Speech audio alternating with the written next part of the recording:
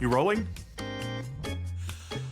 Hi, I'm Timothy Mitchell, the Practical Printer, and welcome to my print lab. Hello, everybody.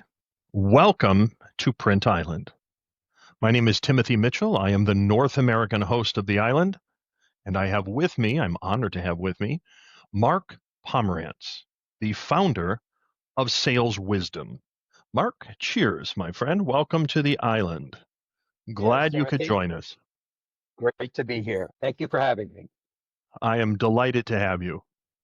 So, one of the reasons I really wanted to have you on the island today is because you wrote a very interesting article.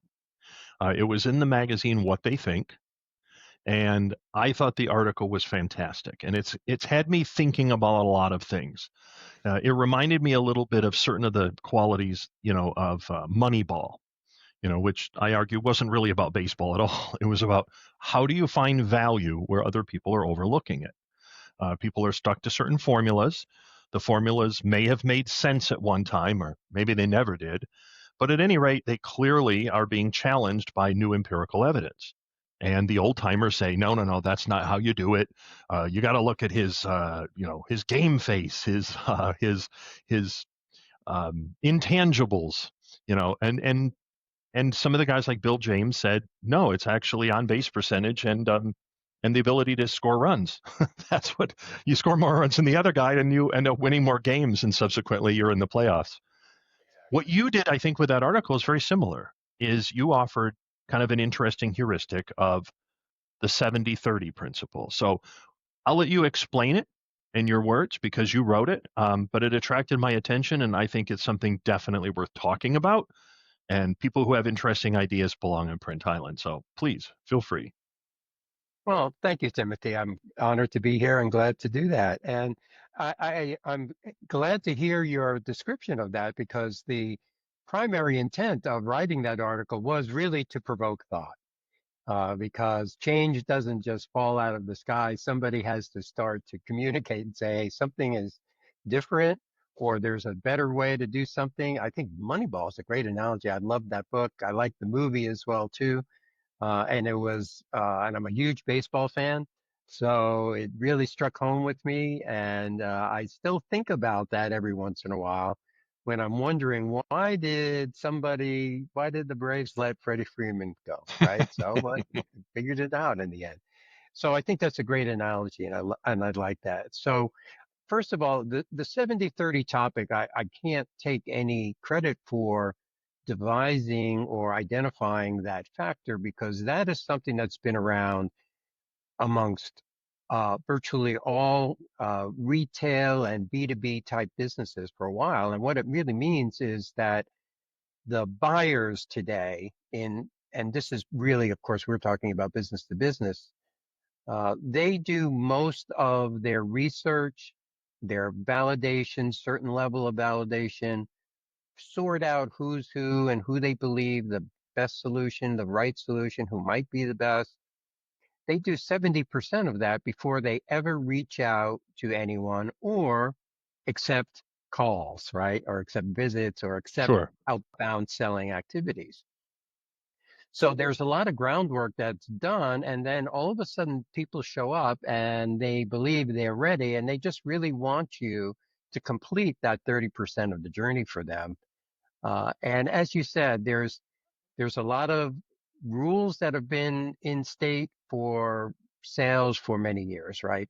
For as long as Right. it's been done in business to business, industrial selling.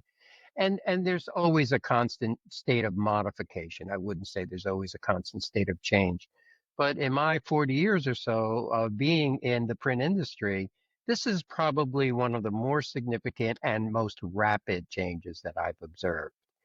And it's definitely caught a lot of companies and thus a lot of individuals by surprise and flat-footed, not really being ready for how do I deal with the 30% of the journey? I'm trained, I'm successful. Everything I've done is built around getting from 0 to 100.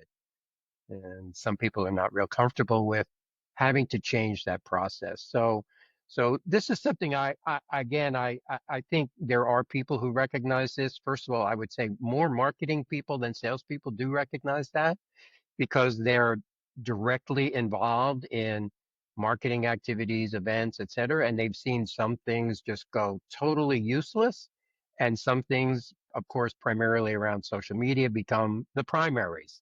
And they used to be the icing on the cake. Now it's the cake, right? So to address those issues, marketing people have somewhat adapted, certainly faster than sales organizations, and particularly capital equipment sales teams. And Okay. that's what I that's what I focused on. I just kind of identified this general scenario, and then tried to boil it down into how does that impact us? What does that mean for our industry, both the buyer and the seller? What does it mean for us?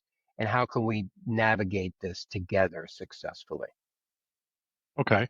I'd like to break down the article into two parts because I think each part is equally important. The first one is the 70%. And I actually had a direct example of this that I was engaged in this past week. Uh, I went and did some research on a series of competitors for a particular North American printing company. And I said, I want to find out who all their competitors are. So I went into, I cross searched through a series of AIs and whatnot to identify who would be the good choices. And then I have a list. And then I went through the list to all of their websites. And what I wanted to know is, do you in fact make a product that's competitive to the product that I'm researching, for? And can you tell me about it? Mark, my experience was dismal. Um, what I discovered is the websites told me a lot of things, most of which was not necessary. The necessary information that I was seeking didn't exist. I was flummoxed much of the time, bewildered. In some cases, the website was almost so off-putting that I wrote them off and said, "Well, if you care so little about telling me about your products in a concrete way at this stage of the game, I'm just moving on." Maybe you do have a great product, but for the life of me, I can't figure it out. And I'm a pure product of the internet age. I grew up as the internet reached its inception and maturity. And so when I do research, I'm going to go online first. That's my first choice. So I'm going to go and, use one of many. Effectively, I think most of the large language model searches are just better versions of what used to be, Google, which now is so ad infested. It's has little value at all to me. Yeah. So now I'm really doing just solid research to find out who people are, and then I'm going to their site to verify, do they have what I'm looking for, and how is it configured, and can I see a video of it, and do you have an explanation of the products? Does it allow me to confirm something as simple as, do you make something like I'm looking for or not? And I found nothing but disappointment. So in the 70% realm, which you're describing, for the most part, I struck out. Now, there were a couple companies that clearly had things together. They stood out like a giant shining beacon, like the Notre Dame church with lights around it. I went, oh my goodness, somebody actually wants to tell me about their product. They want to give me an idea what it does and doesn't do. They want to give me testimonials, and they want to give me high quality video, and they want to tell me this is what you're looking for, Mr. Mitchell. And in those cases, everyone else just sort of drifted away. I think I verified in a concrete real world example exactly what you're describing at the 70%. Now I have all my core information, and I can move on to the good. Now let's call them, maybe set up a demo, ask them a few additional questions, and work on the next part, which is the 30%, which we can talk about in a second. But man, that 70% is critical. And so many companies are simply ignoring it, and I haven't the foggiest idea why. Yeah, well, good point. I'm not surprised to hear what you had to say. If I had to guess, I probably would have guessed maybe 20 or 25% of the people you were looking at passed, got past Right. the hurdles or got through the course, at least the initial part of it. That's not surprising to hear. If you stop and think about it, when you say, I don't understand why, and of course, logically, there's no reason, but it goes back to what you said earlier of being stuck in certain paradigms that were working, I'm sure, for in certain periods of time, but probably don't work as well today. And first of all, I think it's important. I want to say this early because I'll refer to it a lot. I believe that any good strategy is always a recipe, or I Okay. noticed you use the term formula, right? It's same kind of thing, right? It's a mix.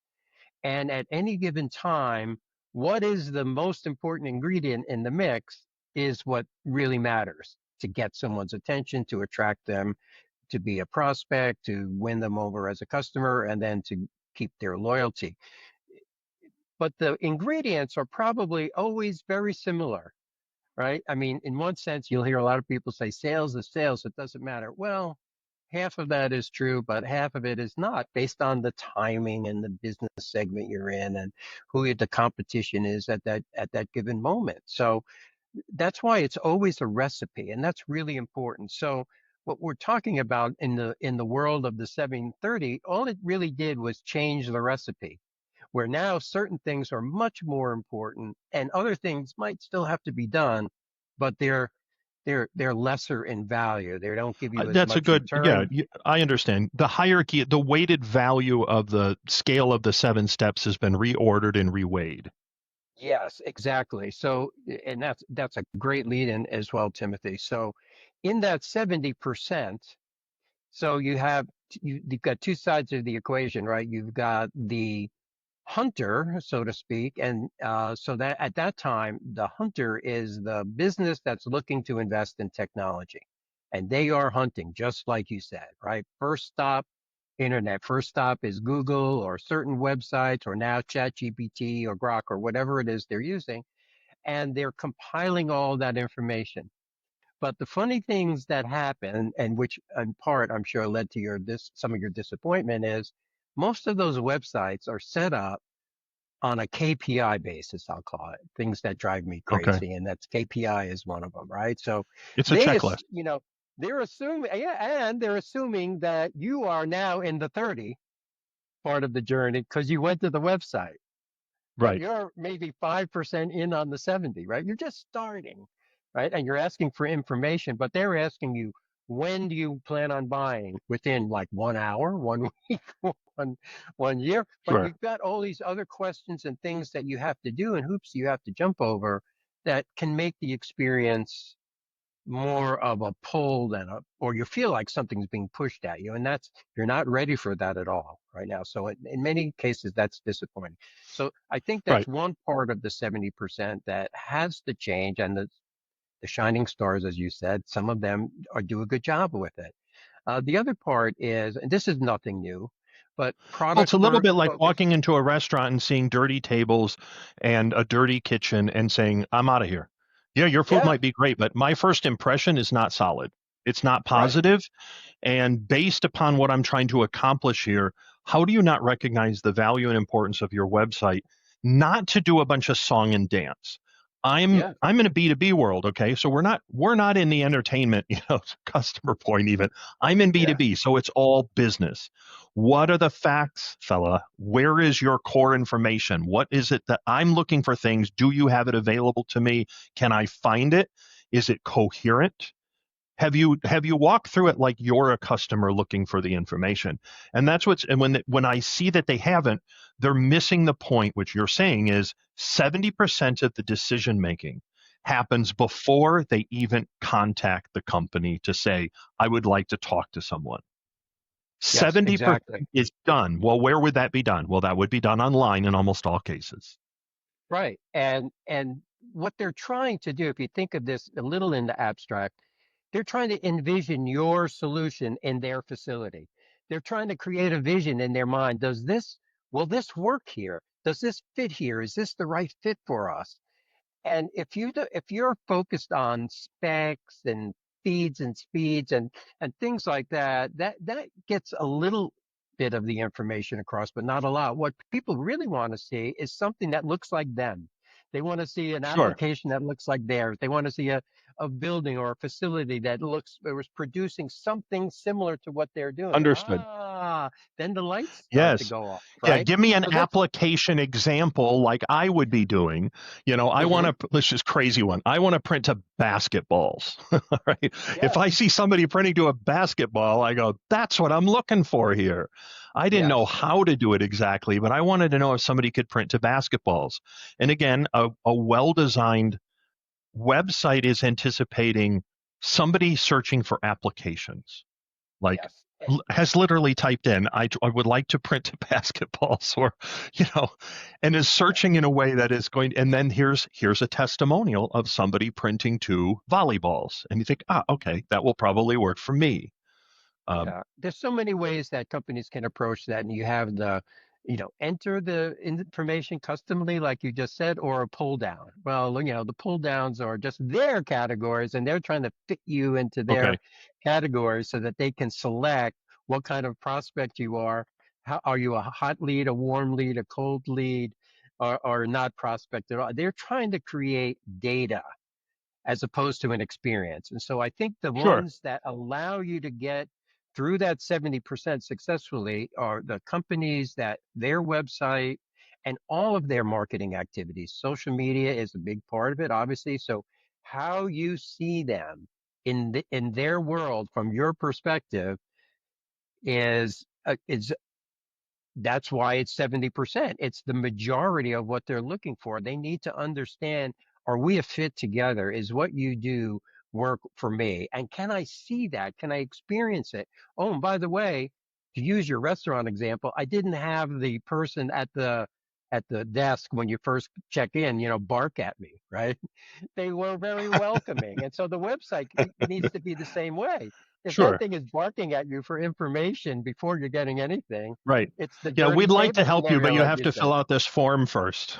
We have an Yeah, officious form before you can get any information and that one we're gone out of here, delete, yeah. moving on, And you not might think you'll interested. circle back to it again, but you probably Nope. never will I'm not because you're going filling to out the find one form or to two. get the information. Not doing it. Right. Not, you've already Exactly. irritated me. It's almost a deal breaker. So let's move to the 30% because that was the Sure. meat of your article, really. And that Yeah. is okay. Your website, for whatever reason, was reassuring. The customer believes you might have a solution for them. They've now contacted you. What you wrote in the article, the way I'm going to kind of put it in my language or how I understood it, was you have somebody who has to make a decision. That person making a decision does not want to make the wrong decision. They want to go with the right choice here so that however this works out, in our case, we're in the digital printing business. One of the biggest criteria is does it do the task and is it going to run reliably? How much downtime will there be where I could potentially have made a bad decision in which people are now unhappy with me. Potentially, my job and reputation are on the line because I spent $1 million on a capital purchase and chose the wrong partner. For either it doesn't do what we want it to do, or it's not working so much of the time with no hope to get it working, or a very expensive service contract that now you've made a poor decision and then the company that you're responsible to the shareholders or to whatever level above you to make a correct decision. And I think that choice above all things is what you were saying is the one that's going to drive the final decision is after I buy this printer, what happens and what is the exact steps so that if something isn't working, it is working as quickly as possible. And then you wrote a series of I think, three or four very elegant solutions that different companies have come up with to ensure the customer that you will not have any downtime or you will have the minimal amount of downtime that any of this equipment can be expected to have. I'll let you did I get it about right? Yeah, absolutely. And so I'll just fill in some of you definitely captured all of the headings. So let me fill in some of the text underneath that. And I premised this article because, as I said earlier, the formulas for success of sales of B2B sales capital equipment, the ingredients are, always similar, but the Sure. priorities change. Look at the time that we're in right now. It's with things like tariffs and interest rates carrying a lot of unknowns, and then just the general fluctuations of that are happening in the print industry. with all the different people, crossing lines on types of businesses that they work and convergence, right, as the term goes, it makes for a lot of uncertainty. And so that investment is always important. You never want to fail on it. But right now, you just can't afford that at all because, first of all, the investment numbers typically are a lot bigger now than they were 5 or 10 years ago because they take out more labor or they do more work. They're all fat, machines are faster, and the technology has improved. And it's at the point where, in any given category, most of the company's technologies are viable, and the technology itself is not what's going to fail. What is going to fail or fall short or cause for a miss on the investment is the expectations were not set properly, or as you were referring to, the support, the installation, the support, everything that has to make it work and keep it working and keep the customer happy was either ill-defined or not defined or not reported on or not explained, and there's usually a mess there. In most cases, people can recover from that, right? The vendor can recover, the buyer can recover, but if you're a small or mid-sized company and you're an owner of the company, you can't afford 6 or 8 or 9 months to make this investment work for you. That thing needs to be working right away, right? As Right. quickly as possible. So failure can just be that technology doesn't fail, but it just failed to get me where I needed to go. And if you think about it, if you have 1 year of unproductivity, things can change in a year. They change so fast now, right? New technology come out, going to be a change in the landscape with your customers. When you make that investment, you need to make a quick return on it in whatever your objectives were. And typically it's productivity and labor, productivity gains, labor savings in today's Correct. market. So I focused it around primarily around that. And that the environment today to buy equipment, whether it's 100,000 or 1 million, it's all about minimizing risk. Companies can get the money. Sure. They can get the financing, they have the financing, but nobody is flush with it. We're not in that type of market. So that expense needs to be well justified, well defined in advance. And ultimately, what you were talking about, Timothy, I'd like to say what they want to know is, what aren't you telling me? Right? What are Yes. you not Right. telling me that Right. What am I everybody going to else find out knows? Yes, what am I going nine to months find into out? this that, in Exactly. fact, the nearest service guy is 2 states away and he's very busy and he can't get there for 10 days? Yeah. Okay, well, that Or wasn't that, clear. You said you had a service guy and there's one committed to me. What you didn't tell me is that I have a much longer service arc. I can't be yeah, down for 10 days. I've just received the biggest order from one of my biggest new clients. The purchase of this printer was based upon that being a new client and him being happy. And now I've lost potentially that client. I can't afford this. You listed a few really interesting solutions, one of which is a high focus on preventative maintenance. yes, What are things that a company can do in advance, knowing full well that if you did those things on a tight schedule, it would eliminate, let's say, 80% of all things that fail on the printer. Another one was, which I really like, which is in some cases training the customer to have their people be the technical first line of defense, that most of the operations and repairs and maintenance they can do in-house, and then the company would then only have to be there as like a last resort, if at all. That they have an operator and service technician all bundled into one, because now you're not reliant on the manufacturer. You're autonomous. You have right, autarky. You're self-sustaining. We have somebody who can fix it. All I need to do is have the parts, and many of the parts, that could be another one where you go, look, we know that 90% of the parts that we're likely to use in the repairs are here. You can have a whole shelf of them, and we'll even include them in our inventory, but they're at your location. So if you need one, you just have a guy there who can fix it. They take it off, take care of it. We'll want to train you and everything. That's a business model, and I think a smart one. yeah. Agreed. It's more important. It's always been around, but it's never been fully implemented, I think, in ways that are necessary today. Sure. So for example, I think a company needs to first have like a strategy that they want to do that.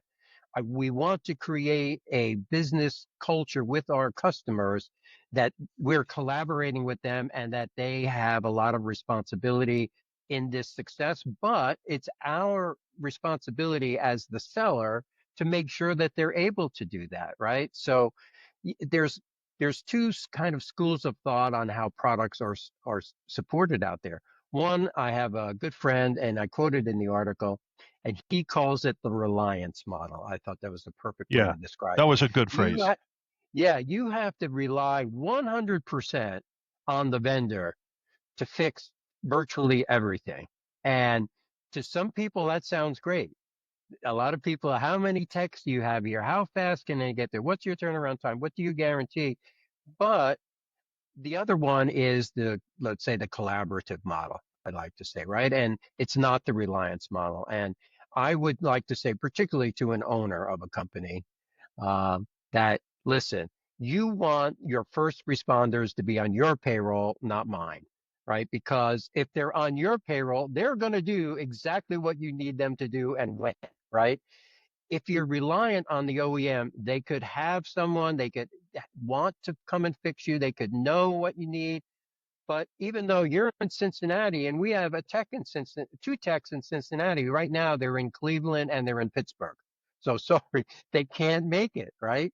And yeah, we had two. You said we had two techs there. Well, but we're supporting a lot of people, and so if the customer is not trained to do the first line work themselves, then they face that situation you described, right? Their Right. biggest customer, why They're they bought the helpless. equipment. Now they're down and there's no Right. relief in They're sight. down. And They're helpless. People are asking questions. People from higher above are saying, how come these products aren't getting out the door? And the person that made the decision has now exposed themselves to a tremendous amount of risk, both for the company's success and viability and for his own career. And I feel bad for him. And I think, as you said, minimizing risk is one of the key metrics in the final 30% in the decision making. And I'll add one last thing at the end. I think a lot of this stems from the need to be creative on the post sales service side because of a strain on available labor or for service technicians, but also the fact that there's a growing industry and you can only have so many people in so many places and have a viable business model. So whoever is creative with a smaller, high trained team of service people by using video training and maintenance, preventative maintenance routines, training the customer, and any other number of things that allow some of that weight to move into other places by using either technology or creative relationships with the buyer is going to win. I think the people that master service are the ones that eliminate that risk, and then the buyer says, we're going to go with this company. Because what they showed me in the discussion of what happens after the sale and how they thought all these things through really carefully was impressive. And that's preventing us from being down in critical moments and potentially having a problem with our revenue stream. And relate, you know how much time it takes an investment to get a really good customer and then to lose them because of something so ridiculous that your printer isn't working or you don't have redundancy. It's crushing. You spent 2 years courting them, and now it's just evaporated. It's gone. and that's the risk that I'm talking about, right? That And is that's exactly the risk you're talking about. it's not just the money of the sale, it's the money of your business, right? Because if you're a small to mid-sized business, that could have a significant impact on the entire business itself, right? If, Absolutely, no if question that about it. investment is not producing for you. The other thing I wanted to expand on what you said, Timothy, because you made some good points there, is that as a OEM organization, of course, most of them, us as me, I can say as formerly, get in our own way or get in their own way. And then you have all these hierarchies and silos of sales and installation, and then Sure. the next, customer success, service, break fix, training. You have all these different people that march through your or it, that march through your facility after the sale. no one, I call this Comcast theory, right? How back in the cable days, right? How the guy from Comcast would always blame the guy before him. Well, that guy didn't know what he's doing. He didn't set you up right. Now I'll set you up right. And when you have different people coming through with different responsibilities, you can have a lot of that, right? So you have to look at it from the customer backwards. The customer sees it all as one thing. They see the investment, the delivery, the shipment, the installation, the training, the self maintenance training, and then all of that follow up and the customer service. That's one issue to them. It's not 10 issues, right? So they don't want to deal with 10 people and 10 silos and 10 different managers about that. They Completely. need definitely a more centralized understanding. Now, a lot of people are trying the customer success route, and in theory, that works, but you really have to hire properly to that. And there's an old saying that sales sells the first machine and service sells all the ones after that. Of course, there's some level of truth in that, but what's really truly changed is the people on the service side or post sales side, they need to be much better at interfacing with customers directly than they used to be in the past. So if you're a service manager, service director, your hiring requirements are different now because of what we've been talking about. So much is on the installation, the training, the self maintenance, and the service. There's so much reliance on who those people are to get the customer into the right position. They have to be able to communicate.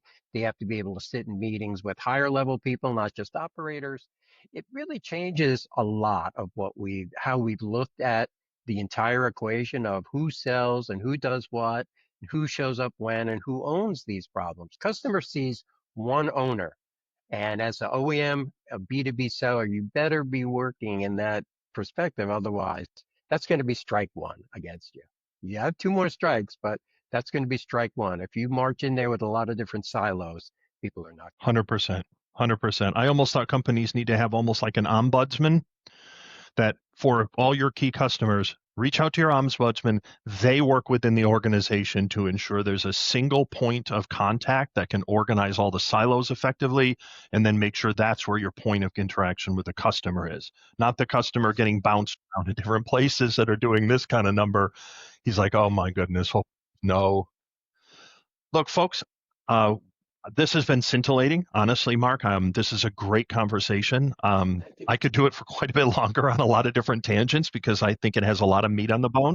The name of the article was in What They Think, and it's called What About the Other 30%? The Changing Nature of Capital Investment. My title was "What About the Other 30%?" I was a little more What about dramatic. okay, so they made it clear for you. Anyway, it's Yeah. a great article. I encourage you all to read it. Obviously, What They Think is a great publication. It's been an industry stalwart for years. Mark Pomerantz from Sales Wisdom. It was a wise article. It was a real pleasure to have you on the show.